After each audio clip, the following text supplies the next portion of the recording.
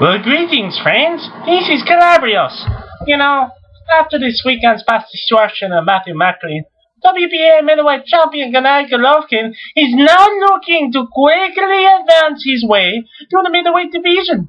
You know, it took just 3 rounds for Golovkin to put a stop to the encounter with the New York-based fighter, and something that took Sergio Martinez 12 rounds to do. All the talk is now surrounding the power puncher and where's Passenger to take him next. But we could soon have the answer as his promoter, Tom Loeffler, has hinted at now targeting the Mexican Julio Cesar Chavez Jr. Loeffler confirms that they will be looking to get another 2 fights in for Golovkin before the year is out. Now, it's comments like these that really shines through for the Golovkin camp and suits well for, with fight fans. It's a mouth-watering prospect that would leave fans sitting on either the side of the fence here, but it's Golovkin's performance at the weekend that would probably land him the favorite.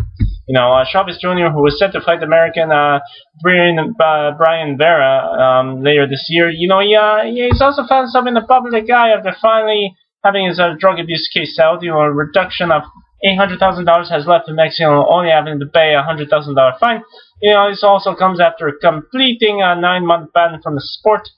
Chavez Jr.'s camp, has yet to comment on the middleweight showdown with Golovkin.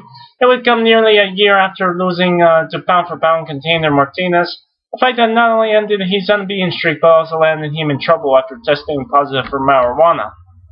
Now, Golovkin, on the other hand, he's now being put in the mix with some of the biggest names in the sport right now. Rumors of possible shots against Hulk Rush and Floyd Mayweather have been thrown about, but for now, Golovkin's camp has made it very clear, who they are after.